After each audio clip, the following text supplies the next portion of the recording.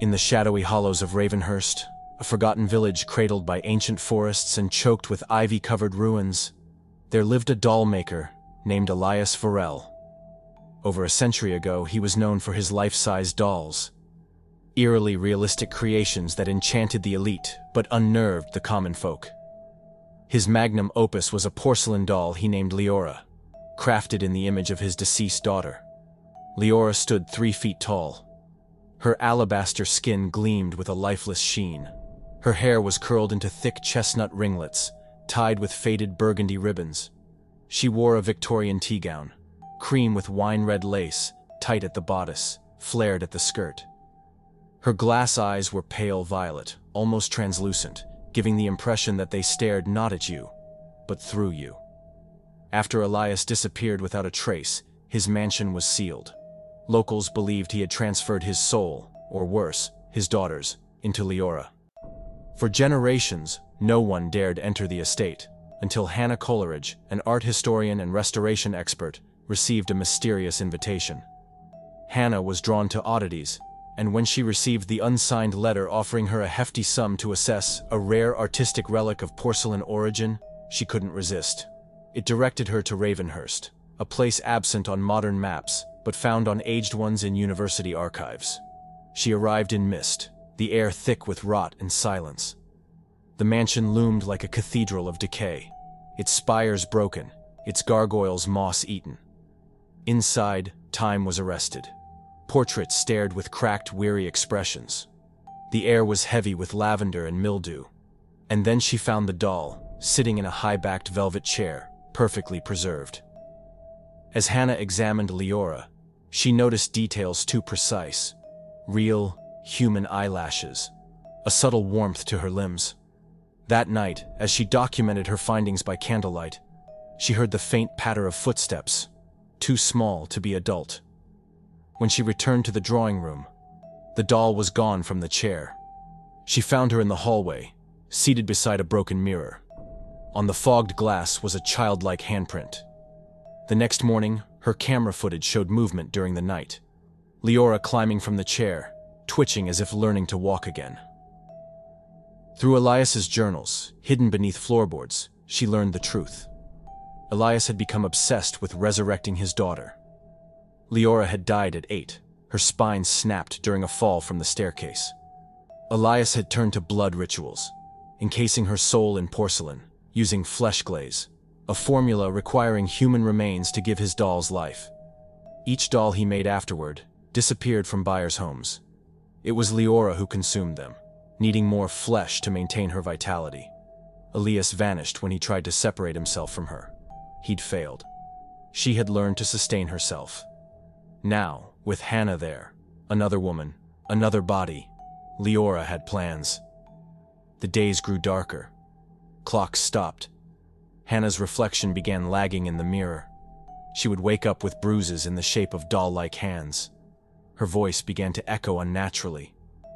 On the 5th night, she saw Elias's ghost in the mirror, mouthing, "Burn her, or become her." She tried. She poured gasoline. She lit the match. But Leora wept.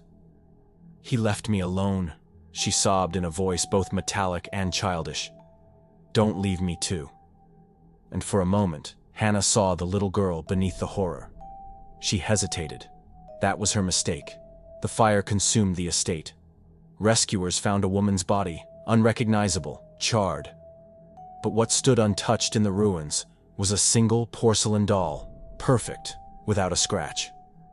The collector who acquired her weeks later said the doll blinked, and somewhere in a city apartment, lit by moonlight, Leora stands once again, 3 feet tall, alabaster skin, violet eyes, curled chestnut hair in burgundy ribbons, dressed in her red lace tea gown, watching, waiting.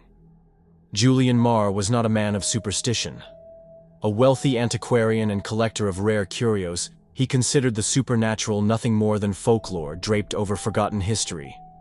When he discovered the doll untouched in the ruins of the Ravenhurst mansion, he saw an opportunity, not a warning. He displayed Leora in a glass cabinet in his London penthouse, surrounded by ancient masks and mummified relics. She became the centerpiece of his private collection, her unblinking violet eyes catching the light with uncanny precision. Guests commented on her realism. Some refused to be alone in the room with her. One night, after a gallery gala, Julian returned home drunk and alone. He stood before the cabinet, glass of cognac in hand, and muttered, 100 years old and still prettier than most women I know. That night, he woke to the sound of cracking glass. Julian's cabinet was shattered, though nothing else in the room had been touched. The security footage showed static for exactly 7 minutes, and when it resumed, the doll was back in the case. But her head was tilted, different from before.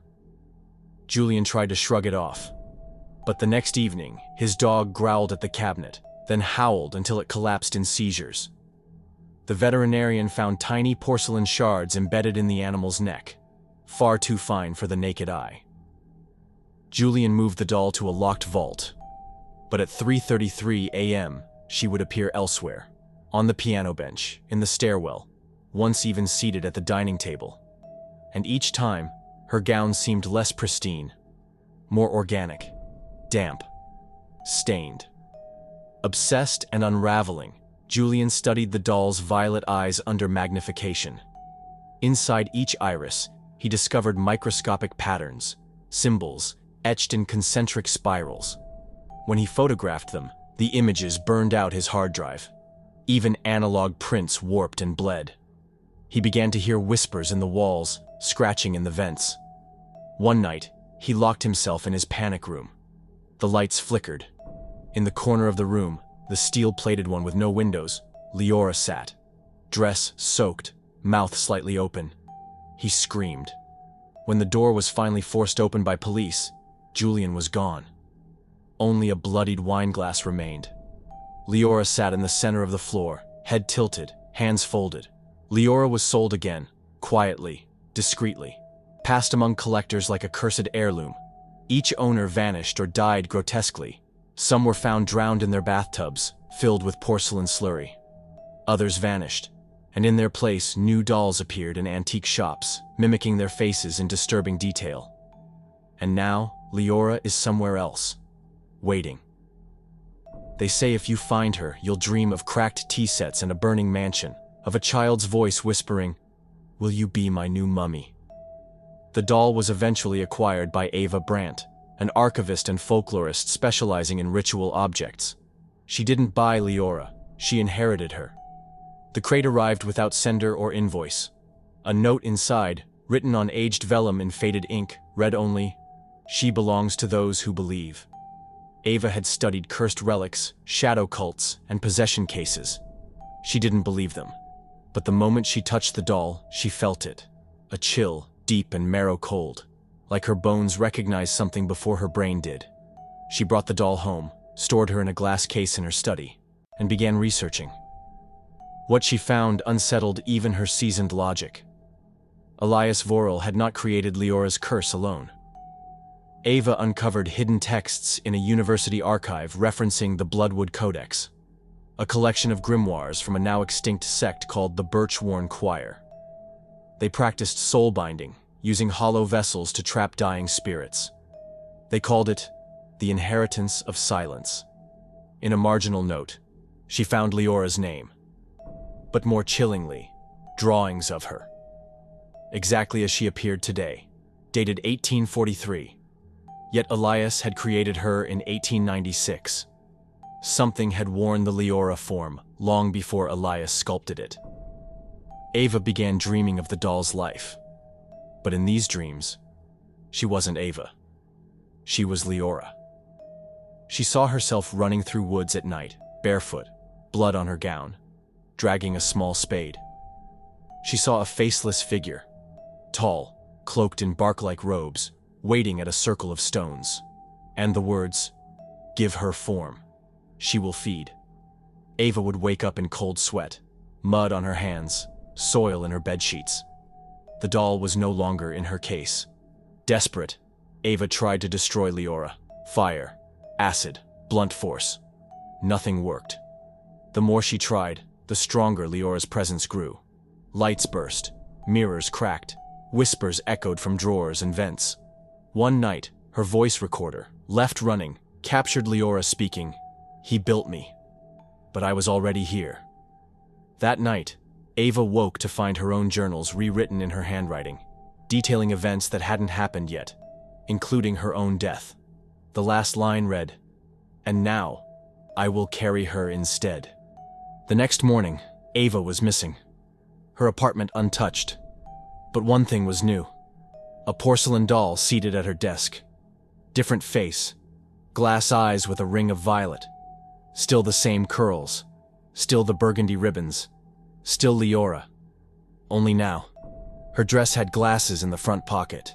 Ava's glasses. And a name tag stitched into the hem. Brant A.